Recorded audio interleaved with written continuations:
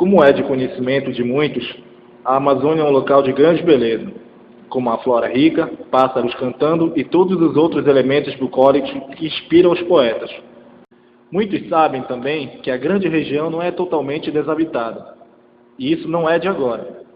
Quando os portugueses chegaram no Brasil, eles se depararam com povos nativos, carinhosamente chamados de indígenas. Não se sabe ao certo qual foi a reação dos indígenas ao verem os portugueses, mas os portugueses disseram algo como: olhem, uma cultura diferente da nossa, vamos dizimá-los. A partir de então, começaram as tentativas do homem branco de acabar com os índios, incluindo conflitos, matanças, exploração e escravidão. Esses embates duraram anos, até que os homens brancos trouxeram a arma definitiva, que devastou a região e dizimou quase que por completo toda a cultura nativa: o capitalismo.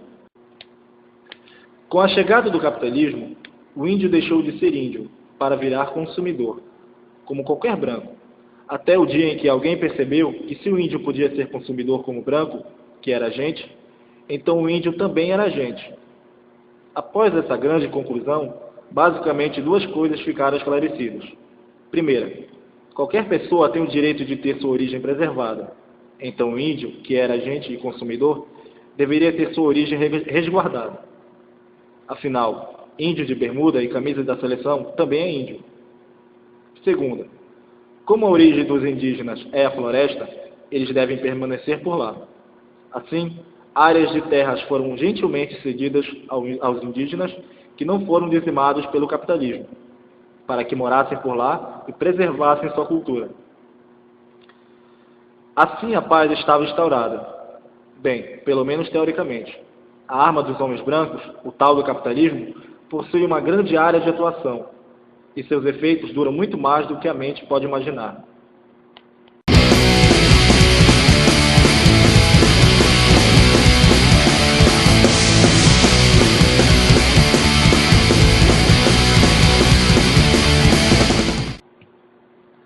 A dizimação dos indígenas diminuiu muito sua população. Assim, a Amazônia, incluindo o Pará, ficou sendo um grande espaço para poucas pessoas, o que era um grande problema, devido ao fato das regiões do sul estarem se desenvolvendo, criando grandes disparidades regionais, e porque a Amazônia era uma região com grande potencial. Assim, durante o regime democrático, que se deu entre 1946 a 1964, foi criada uma política nacional dirigida à Amazônia. Nesse mesmo período, as florestas asiáticas sofreram um declínio de produção, enquanto aumentava a cobiça por madeireiras multinacionais. Nesse cenário, o Pará se torna um polo madeireiro internacional.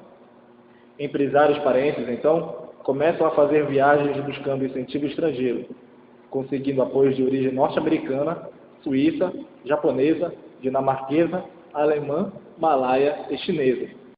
Apenas no Pará existem cerca de 50 povos indígenas diferentes, distribuídos em 68 terras reservadas.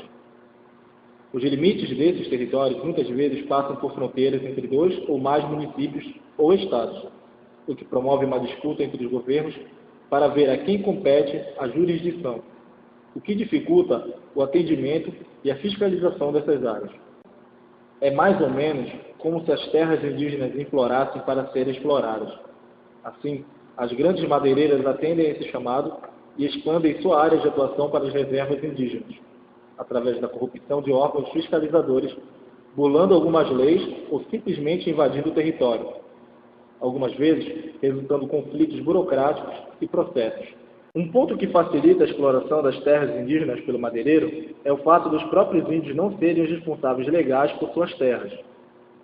Ao dar a terra para os índios, o Estado os considerou incapazes de se adequar ao sistema de regras políticas, dando então à FUNAI a tutela sobre esses povos. Afinal, quem pode defender melhor os interesses dos indígenas? O homem branco, que o massacrou, ou esse cara? De qualquer forma, o fato dos povos indígenas precisarem de terceiros para defender suas terras prejudica em muito seus interesses, pois não apenas os processos são lentos, como a organização é suscetível a subornos e barganhas. Um caso que exemplifica essa estabilidade moral da FUNAI é um dos primeiros casos de exploração de madeira. Os índios Caiapó acharam algumas toras de madeira derrubadas clandestinamente por uma empresa madeireira, a Salavate S.A. A empresa manteve contato com a FUNAI e estabeleceu um contrato em que 8.000 metros cúbicos são vendidos à empresa, visando legalizar a situação. Outros contratos foram firmados e que a FUNAI vendia em torno de 32.000 árvores de mongo das terras Caiapó. A FUNAI afirmou que chefes de Caiapós viram e assinaram os contratos. Nada foi dito sobre o fato de que os Caiapós não conheciam a língua portuguesa. Casos como este são muito comuns e só nos mostra que quem leva a tora mesmo são os indígenas.